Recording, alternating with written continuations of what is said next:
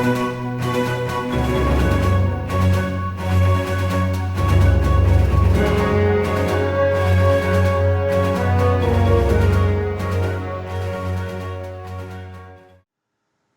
again. Many of you who have interacted with PLCs at the workplace, it was mainly for troubleshooting, from changing a wire, replacing a module or a device, to adding new devices or equipments. And even for new graduates or someone without relevant experience, is still too little of it to qualify for positions as a PLC programmer. So, what if you want to build your own project and become a professional PLC programmer?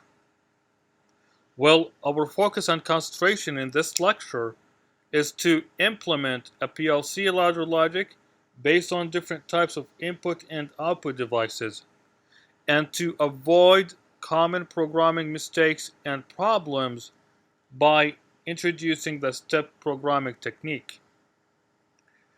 When you deal with the PLC, three things you need to do: a hardware configuration,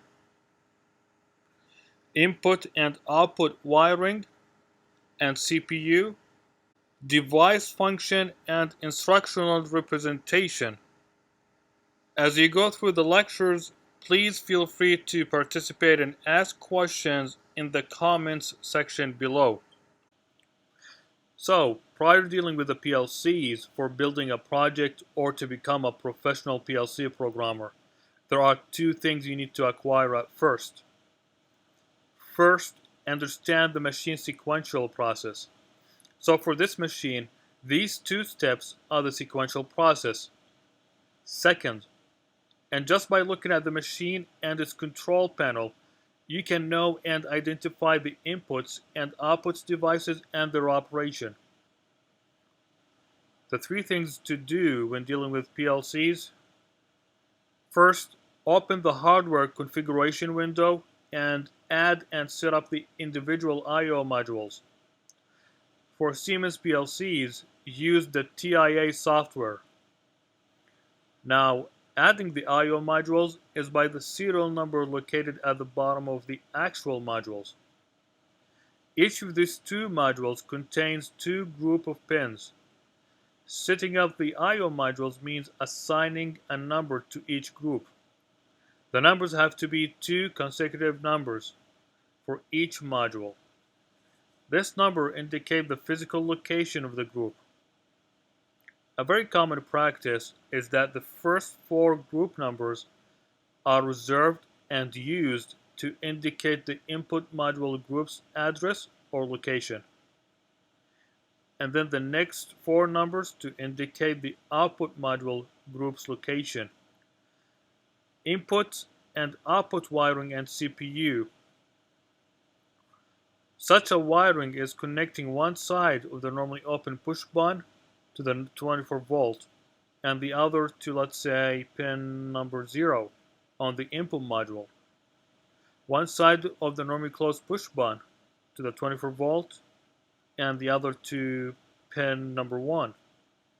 The LED indicator will turn on, indicating that pin 1 is receiving a 24 volt signal.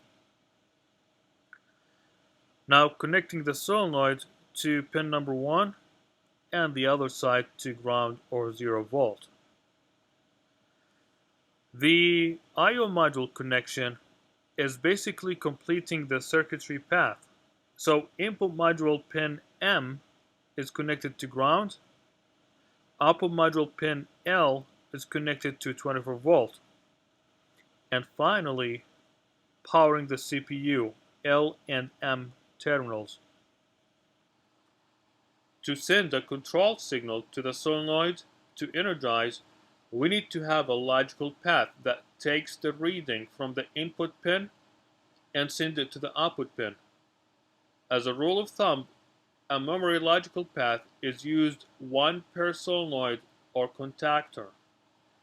The memory logical path contains a starting condition, the reading of the input pin or pins to be sent, a relay contact to latch to save the input reading, and a contact to send the control signal to an output device, and finally a stop condition to stop the memory logical path operation.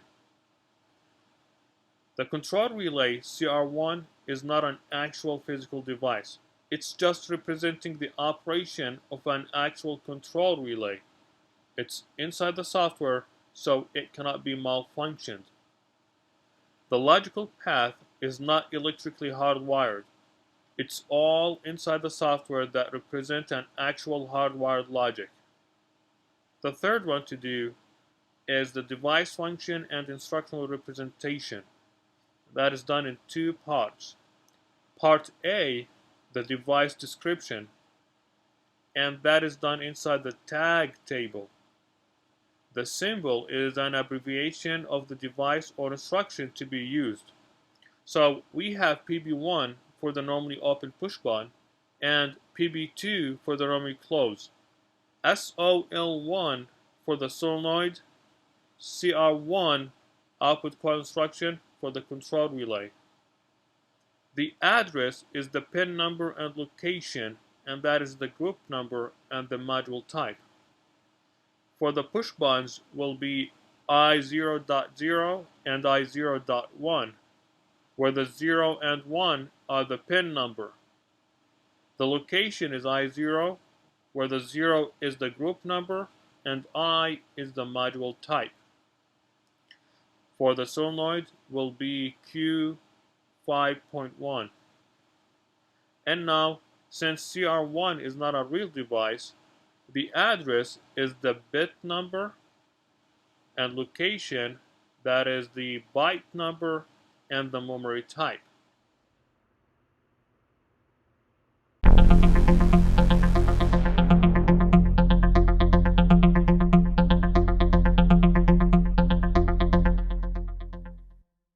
The comment section is the function of each device and step operation in relation to the sequential process. An example is the two-step process shown.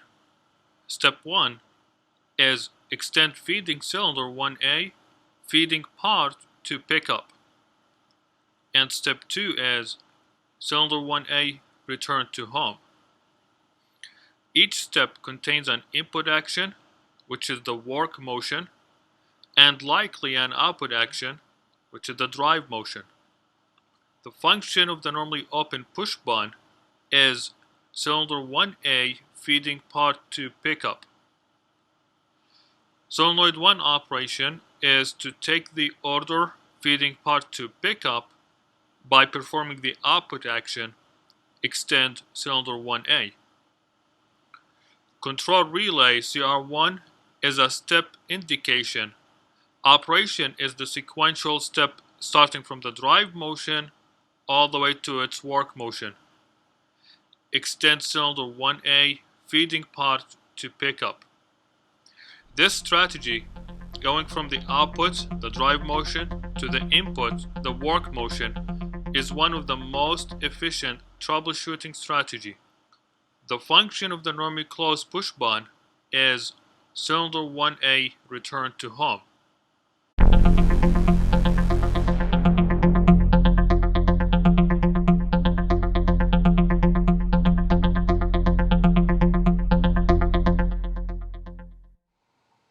The second part is the instructional representation, which is the actual program done inside the program block. The inputs are represented by a normally open and a normally closed LAD instructions. Adding tag to each instruction. Now, the status of these input instructions needs to match the actual status of their input pins. So the normally closed push button pin I0.1 status is 1, but the instruction status is open or 0. So replacing the instruction with a normally open will accomplish the task, where now the status is closed or 1. The outputs are represented by an output coil LAD instructions. adding tag to each output instruction. A touchscreen panel called an HMI can be added to replace a manual operated switches and an input module. So no pins or no matching status is required. It also can be used to monitor the process by animate indicator lights or visualize the whole process. The indicator lights can be programmed to indicate the completion of each step. All of these are not an actual physical devices. So now let us look at some examples. In this example here, and always keep in mind the things to know at the beginning. The machine sequential process. This is a two-step process where step 1 is extend reject cylinder 3A, reject part to the reject bin. Step 2, cylinder 3A return to home. Second thing is understand the machine operation. The input and output devices, or just by looking at the machine. Since both steps are manually operated, then two manual operated switches or push buttons are required, one for each step. Pressing PB1, cylinder 3A reject part to the reject bin, and when pressing PB2, cylinder 3A return to home. The machine has cylinder 3A controlled by a two-position single solenoid DCV and two machine actuated switches called limit switches. They sense the position when the cylinder rejected apart or in home position. Now, when the solenoid is energized, the valve shifts to extend position. And when it's de-energized, the spring force returns the valve back to home position. Now, since there is only one solenoid, then we must have one memory logical path. Doing a basic hardwired logic at first is for you to visualize the process and understand a very common issues or problems associated. Step 1 should have the memory logic because it involves energizing the solenoid. Now the memory logic path have a starting condition, a stop condition, a contact to latch, and another to energize the output. To perform step 1, PB1 is used as a start condition, and since it's going to initiate step 1, so it's a normally open push button switch. To terminate step 1 to perform step 2 is by breaking the logical path. A normally closed push button 2 or PB2 is used as a stop condition. With this basic hardwired logic, the problems associated are using a stop switch to initiate a step. Stop switch should only be used to stop or terminate a step. Even when buying the switch from the market, it comes in a red color. Position switches were not used in this basic logical path. If you would like to integrate them, how?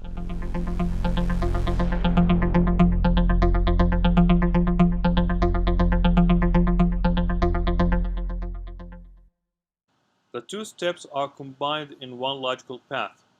If I asked you where is step 1 and where is step 2, well, they are combined in this logic and they need to be separated. Step 1 and step 2 can interrupt each other at any time. Now converting the relay logic to a PLC logic is very simple.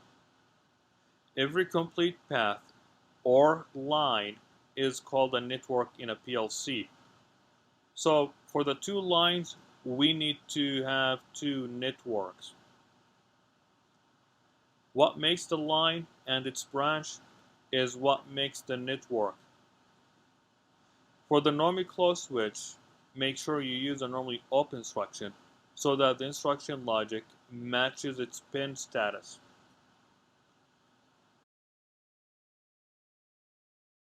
Now before improving the PLC basic program to advanced one, let us do the three things when dealing with the PLC.